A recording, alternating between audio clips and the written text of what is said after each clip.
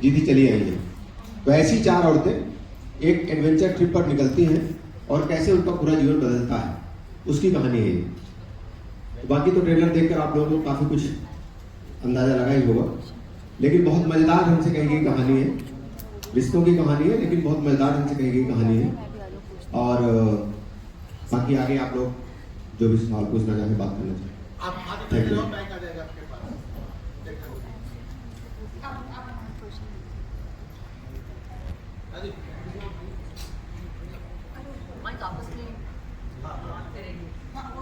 मेरा नाम गौरव है, मैं न्यूज़ रूम पोस्ट बहुत समय से एंटरटेनमेंट की खबरें कवर कर रहा हूँ।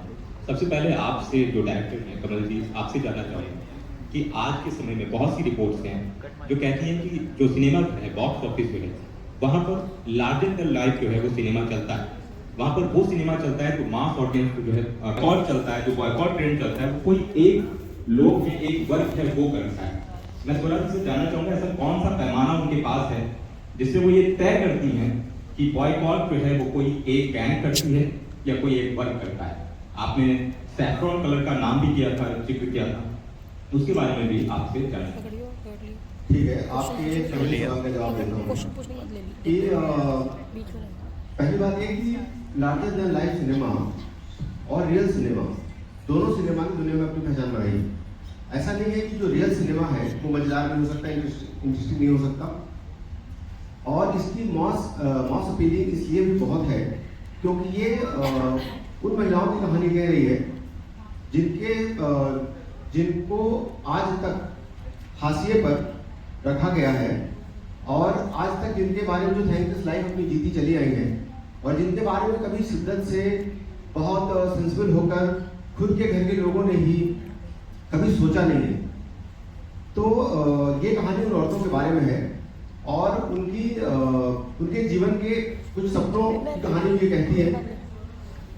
तो मेरे ख्याल से तो इसकी अपील बहुत है और हिंदुस्तान की हर महिला को ये फिल्म देखनी चाहिए और महिलाओं को ही क्यों, उनके साथ में घर के सारे लोगों को देखनी चाहिए।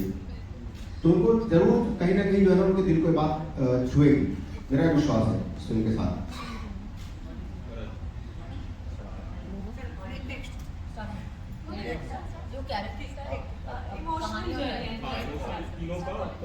जरूर लेना चाहेंगे जो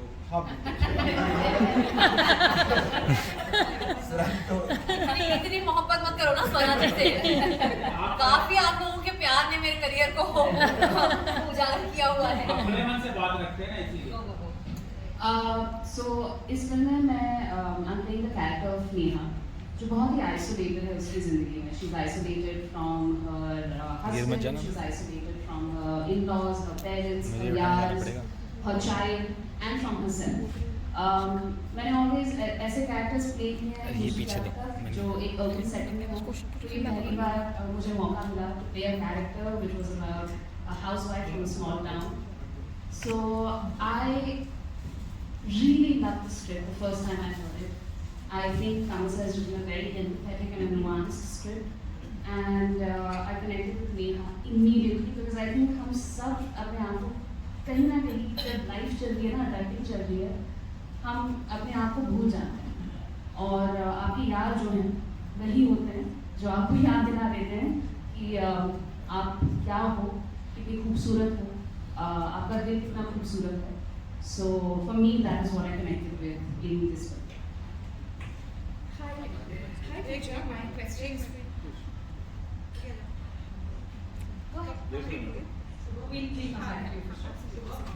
Okay, हिंदी बेटर रहेगा majority के लिए इंग्लिश? हिंदी। अच्छा, so मेरे लिए जब मैंने ये फिल्म पहली बार कमल जी से सुनी, my first reaction was I have to do this film. मैं एक आउटसाइडर हूँ, I am not in industry पे, तो हमारे लिए एक अच्छी स्क्रिप्ट जिसमें आपका अच्छा किरदार हो, स्ट्रॉन्ग किरदार हो, जहाँ आपका परफॉर्मेंस के लिए स्कोप आपको मिले, वो बहुत कम होते हैं। I am being really honest. We get good scripts with good meaty characters where you can actually perform and show everybody what you are capable of, come very far and few. So one thing I knew for sure that I'm going to seize this opportunity and make the most of it. But I knew it's not going to be easy. क्योंकि ऐसा किरदार मैंने not only कभी अपने life में छोटी career में नहीं प्ले किया है, बट मैं इस किरदार के आसपास भी आई वाज नॉट एक्विंटेड और फेमिलियर टू एनीथिंग और एनीवन अराउंड दिस। गांव की लड़की, मुस्लिम लड़की, ऐसी लड़की जिस पे अत्याचार होता है अपने पति से, अपने इन-लॉज से, it was difficult, it was traumatic to say the least. And I hadn't been anywhere close to this, so I knew it's going to be difficult because I've not experienced this. I was I think lucky, fortunate, or I think both director and producer believed in me, gave me this opportunity. But fortunately, like I said, this character for me was a journey. जब मैं ये film shooting के दौरान, in fact I think 5th या 6th day था जब मैं अपनी स्क्रिप्ट लेके वैनिटी में बैठी थी, and I realized something and I broke down. I just realized how close this is to what my mother had been through. Sakina is a character जो अंदर से बहुत अकेली है, ना माँ, ना बाप, ना भाई, ना बहन, उसका एक ही घर है जहाँ उसकी कोई इज्जत नहीं है, कोई वैल्यू नहीं है। बट अगर वो दबेगी, अगर ये मान लेगी कि वो कमजोर है, तो उसे और दबाया जाएगा, क्योंकि हम जानते हैं कमजोर को और दबाया जाता है। So she puts on this facade, this armor of being strong. एक नाटक करती है वो कि मैं strong हूँ। जब उस पे हाथ उठाया जाता है, वो हाथ रोक लेती है। So I drew parallels to my mother. When I was young, in fact, when I was 20 days old, my mother had to make a very, very difficult decision, I can say. उनके in-laws ने मेरे पिताजी ने उनको ultimatum दिया था कि मुझे लड़की नहीं चाहिए, and I was a second girl child, मेरी एक बड़ी बहन थी, तो या आप ये लड़की को रख लें या फिर इस घर में रह लें। उनको ये ऑप्शन दिया गया था, उनको कोई चॉइस नहीं थी, या आप इनको मार दें बच्ची को, हमको लड़की नहीं चाहिए, या इनको ऑर्फनेज में आप दाखिला कर देगा। हम कलकत्ता में रहते थे और मेरी माँ, I don't know, hats off to that lady, she took that very strong, brave and courageous decision of taking Didi and me and walking out of the house and never looked back after that. उन्होंने सोचा नहीं, एक बार भी मुड़ के ये नहीं सोचा कि मैं कहाँ जाऊंगी, मेरे घर वाले मुझे एक्सेप्ट करेंगे कि नहीं, क्योंकि 80s का जमाना ये था जहाँ आपको बोला जाता था कि एडजस्ट करो, आपका घर वो है, यू नो, somehow घर मत तोड़ो। I don't think she thought any of those. She just walked out of the house and brought us up alone.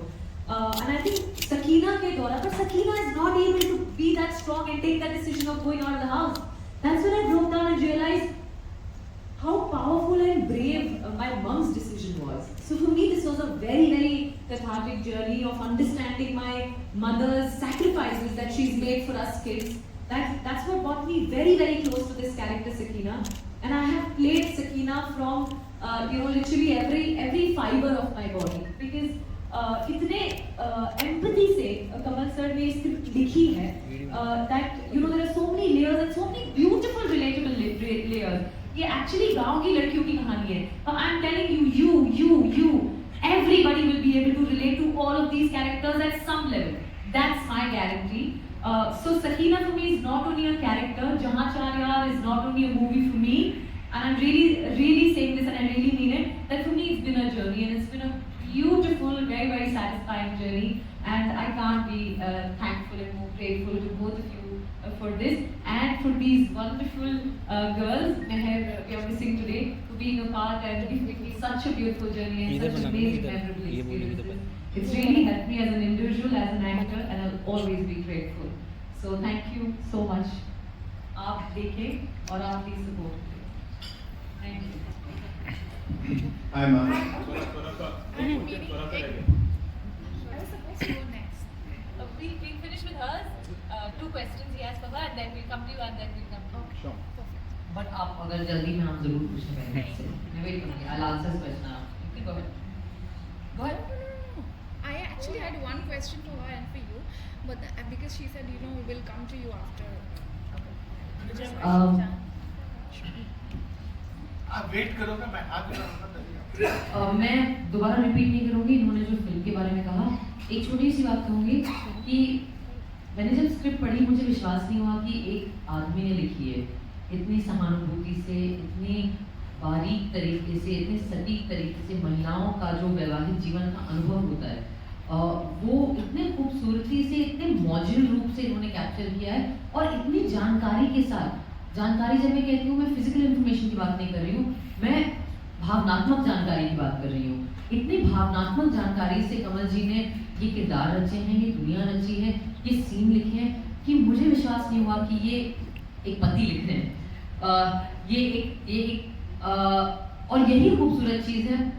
मुझे लगता है कि आज के दौर में इतनी बात होती है विमेन सेंट्रिक ऐसा वैसा, बहुत मेरे लिए उम्मीद की बात है, खुशी की बात है कि दो मर्द विनोद बच्चन जी और कमल पांडे जी ने ये कहानी को लेग्स दिए हैं, ये कहानी को विंग्स दिए हैं, जिसमें 4 महिलाओं के अनुभव जो एक तरीके से न सिर्फ इस देश के और हमारे समाज की सारी महिलाओं का अनुभव है, मैं कहूँगी साउथ एशिया, दक्षिण एशियाई जो सब कॉन्टिनेंटल क्षेत्र है उसकी सारी महिलाओं का अनुभव है। क्योंकि मुझे लगता है विवाह और महिला और पारिवारिक जीवन जाति, धर्म, भाषा, प्रांत विशेष या इवन देश विशेष अनुभव नहीं होते हैं महिलाओं के लिए। ये एक बात। मेरा अपना जो किरदार है, शिवांगी नाम है मेरे किरदार का। आज तक मेरे करियर में और शायद मेरी जो पब्लिक इमेज है उसमें भी उसके बिल्कुल विपरीत ये किरदार है। मेरे सारे रोल आज तक थोड़े दबंग रहे हैं, बहुत कॉन्फिडेंट रहे हैं, बहुत फ्लैम्बॉयंट रहे हैं, पर्सनैलिटी से भरे हुए रहे। इनकी भी पर्सनैलिटी है। शिवांगी इतनी गब्बू है बेचारी, वो गड़ी हुई है जिंदगी में, उसकी कॉन्फिडेंस लेवल बिल्कुल जीरो है, वो अंडर कॉन्फिडेंट है और उसके जिंदगी का एक ही भय है कि मेरे पति नाराज हो गए तो क्या होगा। उसकी पेट लाइन है, जरा इनसे पूछ लेते हैं, इन्हें बता देते हैं। मुझे लगता है ये जरा इनसे पूछ लेते हैं, मैंने जिंदगी में ये शब्द का भी प्रयोग नहीं किया। ऑफ कोर्स मैंने अपने माता पिता से परमिशन ली जब मैं छोटी थी या उनके साथ रहती थी, पर 10 साल से बॉम्बे में रह रही हूँ तो किसी से परमिशन लेने का मौका ही नहीं मिला। शादी तो खैर नहीं हुई, तो वो और पता नहीं, अगर मतलब आई डोंट नो शादी में अगर लोग परमिशन ले रहे हैं अपने स्पाउसेस से, अब आप जो शादीशुदा हैं वो बताइएगा। मेरे ये बहुत अच्छा था, ये चैलेंज था कि क्या मेरा जो निजी चरित्र है और मेरा जो स्क्रीन पर चरित्र दिखाई पड़ता है और मेरा जो ट्विटर पर चरित्र है, क्या इन सारे के बैगेज के साथ मैं शिवांगी जैसे किरदार को कर भी सकती हूँ। और क्या ये जैसे इन्होंने कहा, इन्होंने अपनी माता जी को याद किया, मैंने अपनी नानी जी को याद किया। नानी से मैं बहुत क्लोज थी, वो अक्सर अपने वैवाहिक जीवन के अर्ली जो साल थे उनकी कहानियां मुझे सुनाती थी और वो मैंने शिवांगी पढ़ के इनको कहा कि आपने मुझे मेरी नानी को जिंदा करने का मौका दिया है। ये इमोशनल जर्नी। दूसरा जो आपका सवाल है, पैमाना मेरा नहीं है। जो भाषा इस्तेमाल हो रही है, जो शब्द इस्तेमाल हो रहे हैं, जिस किस्म के विश्लेषण वो लोग इस्तेमाल कर रहे हैं, मैं उसके बेसिस पे जो बोलती हूँ मैं बोलती हूँ। मेरे पैमाने कभी मेरे नहीं होते। मेरा काम मैं सिर्फ ऑब्जर्व करके कह रही थी ये जो आपने बॉयकॉट की बात की। Closest to what she must have gone through, this Sakina helped me realize that and experience that, and I think I'll always be very thankful to her. Like I said, that a part of Sakina will always be with me, inside me. So definitely very, very, very cathartic experience for me. Hello. Hi, ma'am. Hi, ma'am. My name is Akash. I'm from filmykida.com. So सबसे पहले तो आप लोगों को congratulation जो आपने कटार शाह के कैरेक्टर में जो मूवी में दिया है वो बहुत ही कमाल का है। I personally like it. So मेरा सवाल आपकी से दो शब्द में आपसे जानना चाहता हूँ कि मॉडर्न बहू जो आपकी आज के ज़माने की जो बहू है वो उसकी क्या छवि होनी चाहिए, क्या कैरेक्टर होना चाहिए, वो मैं आपसे जानना चाहता हूँ तीनों से दो शब्द।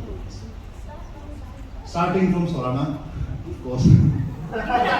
आप 3 कुंवारी लड़कियों से क्यों पूछ रहे हो कि मॉडर्न बहू की छवि क्या होनी चाहिए? अब बहुएं बताएंगे कि छवि क्या होनी चाहिए। आने वाले टाइम में आप बहू बन सकती हैं, ऐसी पॉसिबिलिटी हो सकती है। मेरी माँ बड़ी खुश होगी आपकी ये बड़ी दुआएं देगी आपको। चलिए मैम। नहीं, मैं देखिए मैं समझती हूँ कि किसी भी रिश्ते में जो आपका अपना निजी चरित्र है और आपका निजी जिसको सेल्फहुड कहेंगे, आप जो इंसान हैं उसके लिए भी स्पेस होनी चाहिए। आई थिंक जो हमारी फिल्म में कमल जी ने और जो एक अनुभव बताया है गृहिणियों का, वो ये है, और इसमें कोई जजमेंट नहीं है, ये एक्चुअली हमारे देश की महिलाओं की अच्छाई है।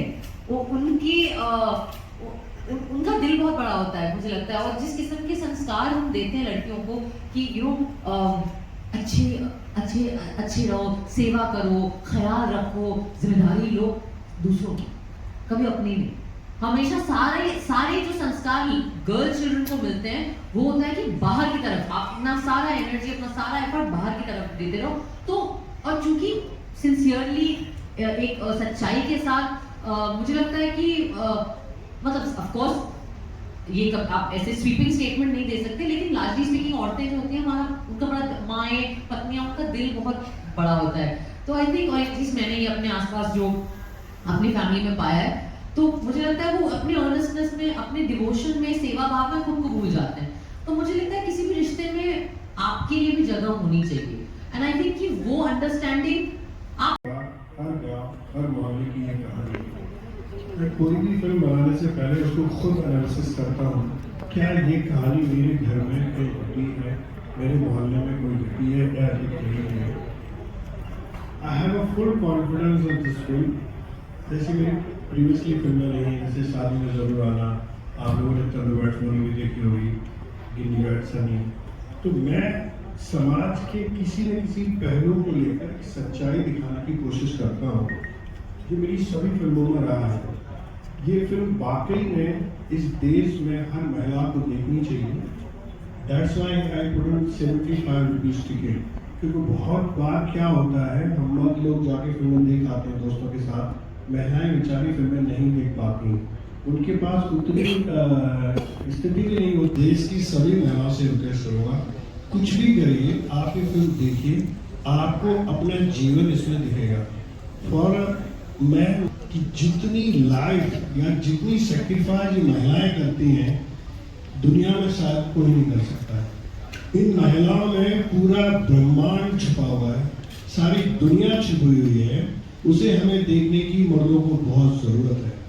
वो जब पैदा होती हैं तब वो अपनी माँ पे आश्रित होती हैं, जब वो 8-10 साल की होती हैं तो उन्हें भाई चाहिए सुरक्षा के लिए, जब वो बड़ी और होती हैं तो बाप चाहिए शादी के लिए, फिर जब वो दूसरे घर में जाती हैं तो उसे चाहिए पति खर्चे के लिए, उसकी देखरेख करने के लिए, फिर जब उनके बच्चे हो जाते हैं तो वो बच्चों पर आश्रित होती हैं, सारा जीवन उनका डिपेंडेंट होता है। फिर जब वो मर भी रही होती है तब भी ये समाज ने सिखाया है कि काश मेरी चिता को आप ही लगा। तो सारा जीवन उनका जो है ना, वो दूसरों पे आश्रित है, वो दूसरों के लिए जीती हैं, वो अपने लिए नहीं जी पाती हैं। मैंने इस फिल्म में दिखाने की पूरी कोशिश की है कि आप आधा घंटा भी अपने लिए जियो, एक दिन भी अपने लिए जियो, 24 घंटे कम से कम एक दिन अपने लिए सोचो और अपने लिए जियो। That's why I thought of this film, that's why I made this film. मुझे इसमें मेरा मोहल्ला, मेरा गांव, मेरा देश दिख रहा है। That's why I made this film. जब आप कहानी लिख रहे थे तो आपके मन में जो है ये किरदार जो आपने इसमें लिए हैं, ये पहले से चल रहा था या बाद में आपने चयन किया? एक बात तो ये, दूसरा ये सौंदर्य प्रोडक्शन हमेशा अच्छे फिल्में देती है। और ये कहानी जब मैं लिख रहा था तो जैसा स्वरा कह रही थी कि मैं बहुत जिम्मेदारी से लिख रहा था। मुझे मालूम था मैं एक ऐसे मुद्दे पर बात कर रहा हूँ जिस पे 100% सच्चाई होनी चाहिए। तो मैंने इस पर पूरी कोशिश की कि जो इस कहानी की का भावनात्मक पहलू है, जो इसकी सच्चाई है, वो कहीं से भी जो है ना झूठी ना लगे, और ये वो कहानी बने जो हर दिल को टच करे। पूरी कोशिश यही की। 100%। हेलो टीम,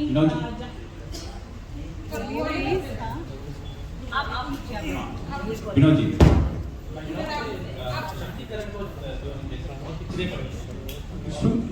महिलाओं के एम्पावरमेंट के लिए बहुत सारी मुद्दे पड़ी हैं, तो ये भी एक उसी तरीके के जैसे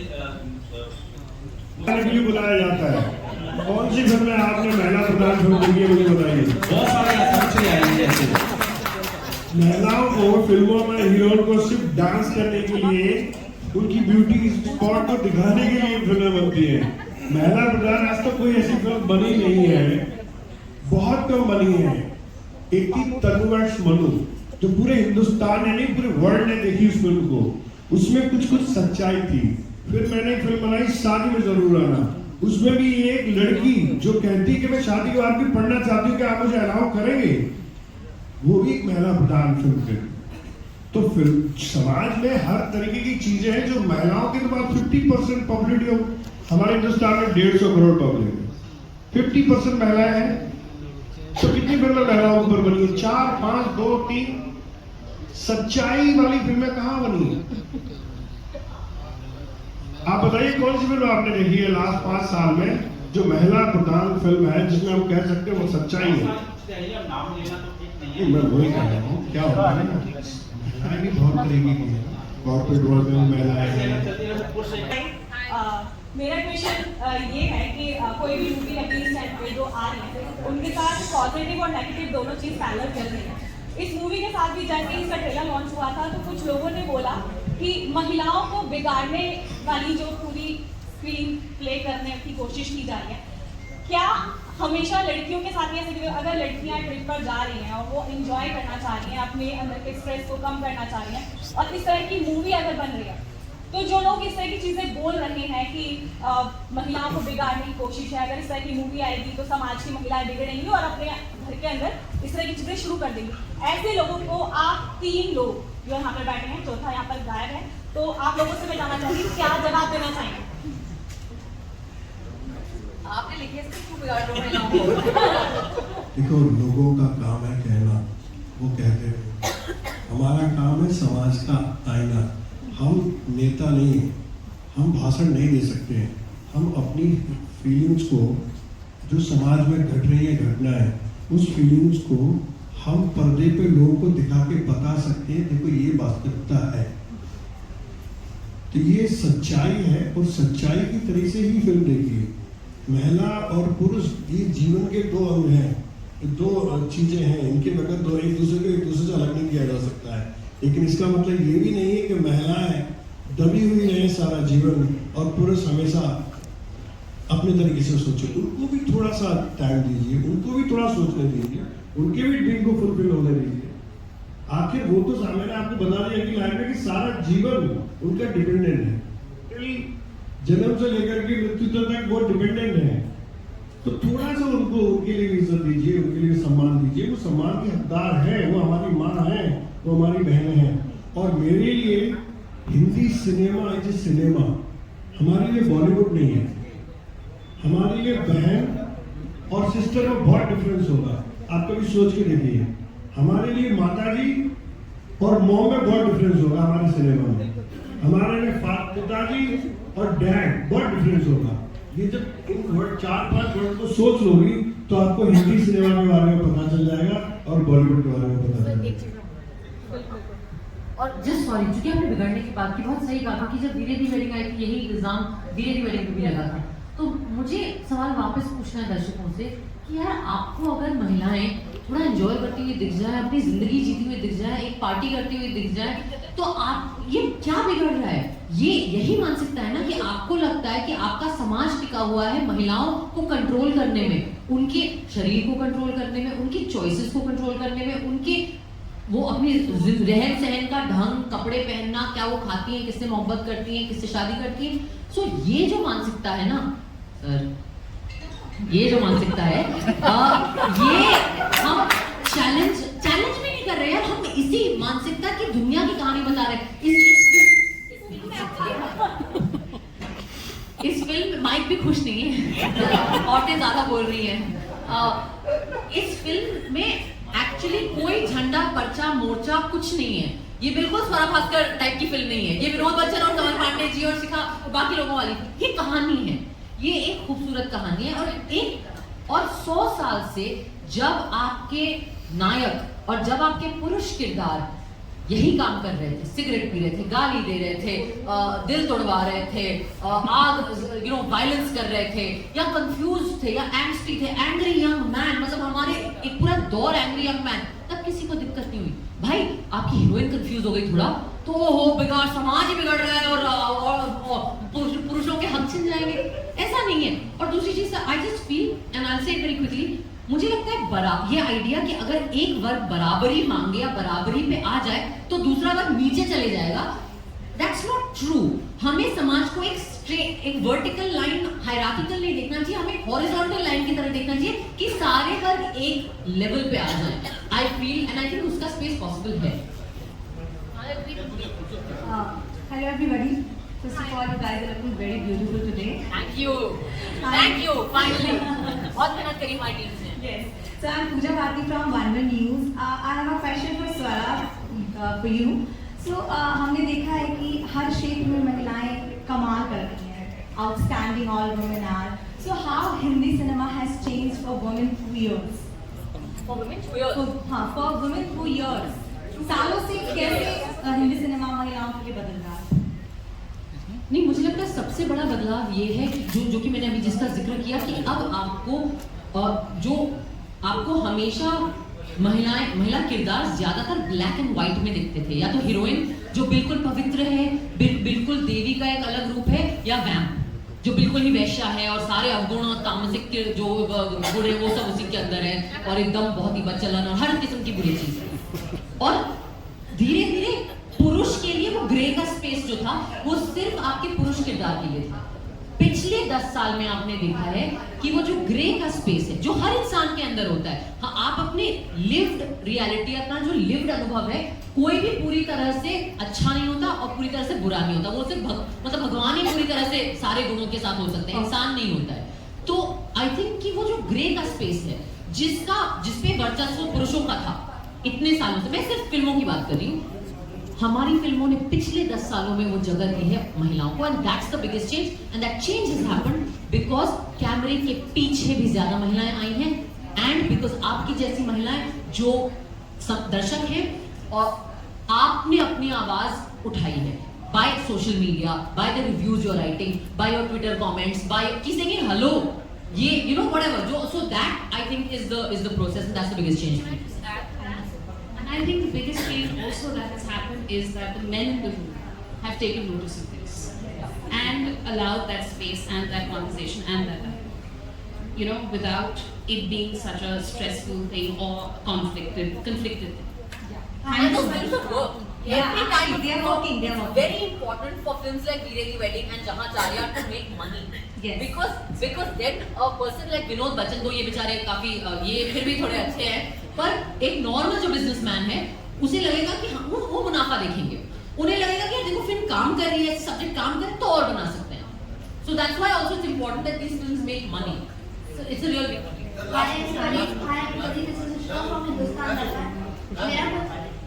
दोनों ले लो सर, इनका भी ले लो, आप भी ले लो। आप बोलो ना, दोनों। Hi, this is Ishika from Hindustan दर्पण। मेरा क्वेश्चन आपसे ये था कि अभी भी बहुत सारी महिलाएं हैं जो इस चीज़ से गुजर रही हैं, ना उनके पास 4 यार होते हैं, ना गोवा जाने का कोई चांस होता है, ना ऐसी अपॉर्चुनिटी नहीं होती कि वो बाहर आके बता सके या बात कर सके, और बहुत सारी ऐसी भी होती है जो शायद आपकी मूवी तक पहुंच भी ना पाए। तो उनको आप क्या मैसेज देना चाहेंगे? आप तीनों क्या मैसेज देना चाहेंगे? सर आप भी पूछ लीजिए, आप ही पूछ लीजिए। मुझे हाँ जी। तो मैम ये बताएं कि आपका कैरेक्टर भी थोड़ा बहुत तो चालू है, शुरू है, तो अब क्योंकि आपका एक महिलाओं का रोल आपने लिया है, इसमें महिला है, घर की गृहिणी है, तो आगे नहीं लगता कि हमें कहीं ना कहीं ब्रेक ही इस तरीके से मिलता है कि नए हीरो के साथ कहीं चांस ना मिले फिल्म में, आगे चल के एक कंसेप्ट मिल जाए कि वुमेन ही है, महिलाएं शादी तो महिला ही है, और आप मुझे मजबूरी में करेंगे क्या मेरी ये फिल्म? नहीं मैं बात मजबूरी की नहीं कह रहा हूँ, क्वेश्चन पूछना ऐसा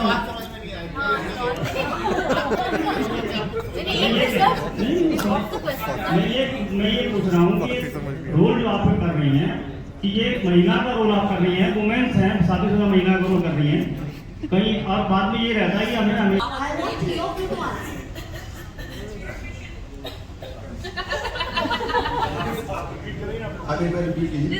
क्वेश्चन ये था कि अभी भी अगर हम यहाँ पे बैठ के बात कर रहे हैं, बहुत सारी औरतें हैं जो इस चीज़ से अभी भी गुजर रही हैं, शायद उनके पास 4 यार नहीं है, गोवा जाने का कोई उनके पास ऑप्शन नहीं है, या बहुत सारी ऐसी तरीके नहीं है जिससे वो बाहर आ सकते। और सेकेंडली जितने भी मतलब लोग होते हैं, हो सकता है आपकी मूवी तक भी वो औरतें ना पहुँच पाए इस समय, तो उनको आप लोग क्या मैसेज देना चाहेंगे कि बाहर कैसे आए? क्योंकि सबके पास ऑफकोर्स गोवा जाने का ऑप्शन नहीं होता, बैचलर्स के पास नहीं होता, आप तो फिर मैरिड को लेकर जा रहे हैं। देखिए इसमें क्या है, जरूरी नहीं है कि फिल्म देखकर आपको गोवा ही जाना है, और ये भी जरूरी नहीं है, और ये भी जरूरी नहीं है कि गोवा ही आपको जीने का रास्ता बताएगा। ठीक है, आपको ये प्रेरणा मिलेगी कहीं ना कहीं ये फिल्म देख करके कि अपने बारे में भी हमें कुछ सोचना चाहिए। रिश्तों के बीच में रह करके भी अपना अस्तित्व बचाना पड़ता है, अपनों के बीच रहकर भी अपना अस्तित्व बचाना पड़ता है। ये सोच अगर मिल गई ना तो फिल्म का मैसेज करेक्ट हो जाएगा। मुझे याद है, मैं उस बात पे आता हूँ, आप शायद ये सवाल कर रही थी कि बेटियां बिगड़ रही हैं।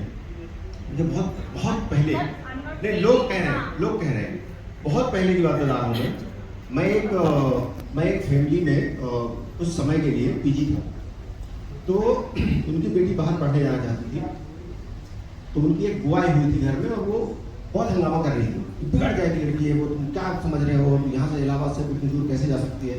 तो फादर ने बहुत अच्छी बात कही उनकी माँ को। माँ ने बोली देखो दीदी जितनी बातें कर रही है, फादर ने कहा था बिगड़ेगी नहीं, उसे कैसे जीना है शायद सीख जाएगी, समझ जाएगी आगे जीना कैसे, बिगड़ेगी नहीं। बेटियाँ बाहर निकलती हैं, बिगड़ती नहीं है, जरूरी है कि बेटियाँ बाहर निकलेंगी तो बिगड़ ही जाएंगी। हो सकता है वो जाग जाए, हो सकता है वो उनको समझ ज़्यादा मिले कि हमें अपनी लाइफ जीने का अपने तरीके से कैसे जीना है।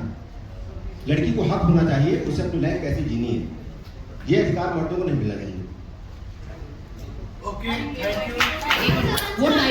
वो टाइपकास्ट वाला सवाल मैंने पूछा था। मुझे लगता है सर टाइपकास्ट होने के डर से अगर हम चॉइसेस करेंगे तो हम कोई रोल नहीं कर सकते, क्योंकि वो रिस्क हर रोल के साथ रहेगा। तो इसलिए मुझे लगता है हम में से कोई भी शायद नहीं, ये कोई भी निर्णय लाइफ में भय के बेसिस पे नहीं लिया जाना चाहिए। और मुझे लगता है हम सब ने अपने करियर्स में रूल्स तोड़े हैं और हम सब ने अलग अलग किस्म का काम किया है। मैं अपने करियर के बारे में तो बोल ही सकती हूँ कि हर वो काम किया जो लोगों को लगा कि अरे इसमें ये रिस्क है, उसमें वो रिस्क है। अगर आप सारे नियम तोड़ दोगे तो वो आपको किसी बॉक्स में टाइपकास्ट कर ही नहीं सकते, आप फिट नहीं आ रहे कहीं पे, तो फिर आप अपनी जर्नी बनाइए। तो ये मेरा बात है।